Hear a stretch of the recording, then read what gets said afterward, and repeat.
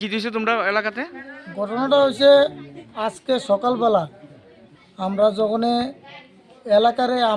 এলাকারে কয়েকজন ছেলে মিলে রাস্তাতে বসে আছি, তখনই রাস্তার পাশে বসে আছি, তখন দেখলাম একটি বোলেরো গাড়ি করে তিনটি ছেলে অনেক দিন ধরে আমাদের এখান থেকে এভাবে ক্রস করে সামনে একটা জঙ্গল আছে ওই দিকে যায়।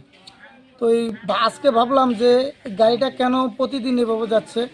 তো তখন আমরা তাদের পেছনে পেছনে যাই, যাওয়ার পরে দেখি তাদের যে নেশা জিনিসটা তাদেরকে নিজের হাতে ধরি, তার সাথে পাই, তাদের সাথে নেশা জিনিস পাই কোটা এবং আপনার কি জানি কয় এটারে সিদ্ধি, যেটা গাঁজা বলে, তারপরে বিভিন্ন দুই তিন প্রকারের নেশা জাতীয় জিনিস। কিন্তু এরপরে আমরা এলাকাবাসী সবাই মিলে তাদেরকে ধরি, ধরার পরে এই জিনিসটি পাই। তবে আমরা চাই যে সমাজ থেকে, আমাদের এই রাজীব কলোনি সমাজ থেকে একটি বার্তা দিতে চাই প্রত্যেকটি সমাজকে, যে প্রত্যেকটি সমাজে যাতে আমাদের মতো করে যুবকরা এই সমাজ রক্ষার্থে এই ত্রিপুরার থেকে নেশামুক্ত করার লক্ষ্যে সবাই যাতে এগিয়ে আসে। এবং আজকে যে সমাজের যে কাজটা আমরা নিজেরা উদ্যোগ নিয়ে করেছি, যুব সমাজ, প্রত্যেকটি সমাজ যাতে এভাবে যাতে এগিয়ে আসে, তার জন্য আমি সবাইকে আহ্বান জানাচ্ছি। যে সমস্ত যুবকদের ধরেছেন তারা এখন কোথায়? এখন তারা পলাতক।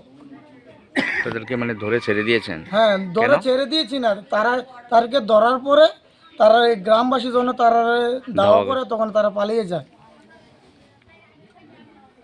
এই জায়গাটার নাম কি? এটা হচ্ছে চরিলাম রাজীব কলোনি। তো আপনারা পুলিশে খবর দিচ্ছেন নি? না, পুলিশে খবর দেয়নি, কারণ যদি আসামি যারা নেশার সাথে জড়িত তাদেরকে আমরা যদি ধরে রাখতে পারতাম তাহলে আমরা নিশ্চয়ই প্রশাসনের হাতে দিতাম। তো আপনারা মানে কি চাইতেছেন, মানে এখন মানে কিভাবে আপনারা এই নেশারে প্রতিরোধ করবেন? পুলিশ কি সাহায্য চাইবেন পুলিশের?